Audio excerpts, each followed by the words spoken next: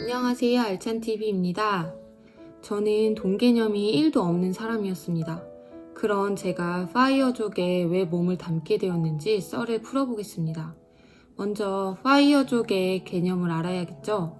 미국 밀레니얼 세대에서 불어온 바람으로 조기 은퇴하는 사람들을 일컫는데 극단적 절약으로 경제적 자립을 해 늦어도 40대 초반 은퇴를 하는 것입니다.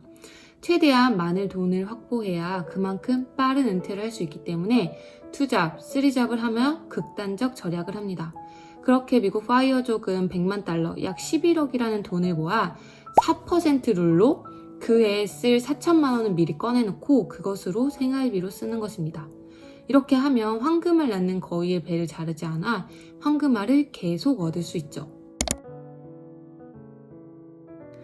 정년퇴직을 당연시했던 저에게 새로운 탈출구의 모습으로 보여졌어요. 이게 뭐지? 이런 게 있어? 처음에는 호기심이었어요. 그렇게 관련 책과 영상을 보다가 아이가 둘이나 있는 4인 가구인데 이른 은퇴를 했음에도 배당금과 월세로 여행도 하고 가족끼리 화목하게 지내는 모습을 봤어요. 이렇게도 지낼 수가 있구나. 저런 행복한 미래를 위해서라면 지금의 절약 정도는 감수할 수 있다고 생각하기 시작했고 가족인 남편과 상의를 했습니다. 그렇게 우리는 파이어족이 되기 위한 여정을 시작했어요. 배당금으로 여행을 간다는 게 정말 매력적이었어요. 전에 여행 패턴은 2달치 월급으로 여행을 가는 거였는데 내가 투자한 것이 현금 흐름을 일으켜 그 돈으로 여행을 갈 수 있다는 사실을 알게 되었고 그 투자처로 주식을 공부했습니다. 이유는 간단했어요. 이미 집을 샀던 터라 저희에게 큰 목돈이 없었고 작은 돈으로도 투자할 수 있는 게 주식이었습니다. 주식은 매달 30만 원으로도 투자가 가능하잖아요. 그리고 투자에 관심을 가질 때쯤 코로나로 인해 주가가 많이 하락했기 때문에 주식 투자가 당연했어요. 절약 부분에서는 고정지출과 변동지출을 구분해봤어요. 고정지출을 최대한 줄이기 위해 대대적 수술을 했습니다. 보험비, 통신비, 교통비 등 최대한 줄일 수 있을 만큼 줄였고 변동지출은 생활비 절약으로 자연스럽게 이어졌어요. 그러면서 블로그도 시작하게 되었고 협찬을 받으며 생활비를 많이 줄일 수 있었습니다. 특히나 저희 가족도 그렇고 대부분이 그러실 텐데 식비는 정말 줄이기가 어려워요. 그런데 협찬을 받게 되니 식비가 자연스럽게 줄어들더라고요. 더불어서 컨텐츠 투자도 같이 되니 일석이조였죠. 돈돈 말하는 건 나쁜 거 아닌가? 절약을 1도 해보지 않은 32살이 갑자기 절약을 할 수 있을까? 처음에는 의심이 들었고 막막했습니다. 하지만 그 막막함보다 이상이 훨씬 커 보였기 때문에 노력하기 시작했고 제가 선택한 건 책 읽기였어요. 마음을 다잡기 위해 독서를 열심히 했습니다.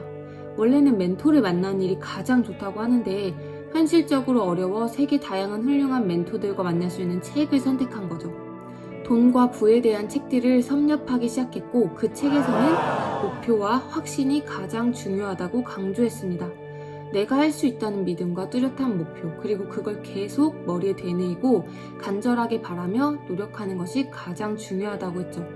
목표를 뚜렷하게 그리기 위해 머니 로드맵을 만들고 기록의 습관이 없던 제가 노트에 열심히 목표를 쓰기 시작했어요. 그랬더니 정말 신기하게도 목표가 선명하게 그려지고 매년 목표를 달성한다면 경제적 자유에 도달할 수 있겠더라고요. 심지어 저에게는 저보다 돈 개념이 더 있는 남편이 있어 다행히 남편은 동의해 주었습니다. 부부가 합의하지 못하는 가정도 많다는데 저는 절약하기 좋은 환경에 있다는 것을 깨닫게 되었고 나를 믿기 시작했어요. 욜로가 원래는 돈을 흥청망청 쓴다는 의미가 아니라 한 번뿐인 인생이니 현재 행복을 중요하게 생각하는 태도라고 해요. 파이어족은 그 초점을 미래로 바꾼 것 뿐입니다. 욜로일 때는 보상 심리에 돈을 썼어요. 내가 이렇게 힘들게 일하고 스트레스 받으니 먹는 걸로, 쓰는 걸로, 여행 가는 걸로 보상해줘야 한다는 생각이었습니다. 그런데 지금은 내가 이렇게 힘들게 일하니 그 돈을 최대한 아끼고 한 번뿐인 인생 돈을 위한 일이 아닌 내가 좋아하고 재밌어 하는 일을 하며 보내야겠다. 재밌으면 일을 더 하고 쉬고 싶으면 여행 가고 쉴 수 있는 삶을 살아야겠다 생각했죠. 욜로에서 외친 한 번뿐인 인생이니까요. 한 번뿐인 인생인데 60살 퇴직할 때까지 하기 싫고 스트레스 받는 일을 하면서 보낸다? 그걸 생각하면 지금의 절약은 1도 힘들지 않습니다. 내가 좋아하는 일을 하며 살고 싶어요. 주체적인 삶을 살고 싶고 나의 자존감을 지키며 살고 싶어요. 그래서 돈을 주인으로 모시지 않는 삶을 살고 싶습니다. 예전에는 돈을 모을 수 있는 사람은 고소득자라고 생각했어요. 그런데 저희는 평범한 월급쟁이였는데도 1년에 5천만 원 모으기가 가능했어요. 그리고 좋은 시기에 주식을 시작해 그 5천만 원은 8,600만 원으로 불었습니다. 그렇다면 내년에 5천만 원을 또 모을 테고 2년 안에 1억이 순수 절약한 금액이 됩니다. 1억을 어떻게 모아? 라고 생각한 게 불과 1년 전이었어요. 사람은 누구나 변할 수 있고 오히려 위기가 닥쳤을 때 그 변화는 일어나는 것 같습니다. 책을 읽어보면 대부분 어렸을 적 가난해서 결핍이 있던 사람들이 더 빨리 돈에 눈을 뜨고 절약을 잘했기 때문에 자수성가할 수 있더라고요. 그래서 가난한 집에서 태어난 건 자신의 잘못이 아니지만 성인이 되어서도 가난한 건 자신의 잘못이다 라는 말에 동의를 하게 되었습니다.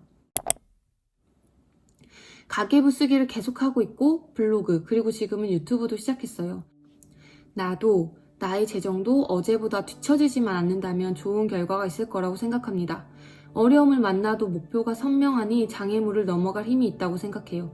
사람은 습관으로 사는 동물이기 때문에 좋은 습관을 만들어 놓고 유지한다면 무엇이든 가능하다고 생각합니다. 이렇게 메시지를 계속 전달하고 싶은 이유는 이런 삶을, 이런 목표를 빨리 깨닫고 시작했다면 더 좋았을 텐데 라는 후회가 남기 때문이에요. 이걸 보는 저보다 어린 20대 분들이 있을 텐데 그분들은 정말 부럽습니다. 왜냐면 돈에서도 나이가 깡패거든요. 여러분들은 지금부터 시작하면 30대에도 조기 은퇴가 가능할 거예요.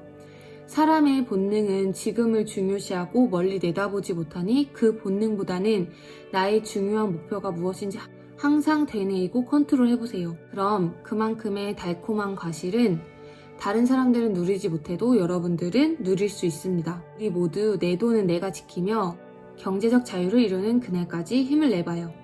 감사합니다.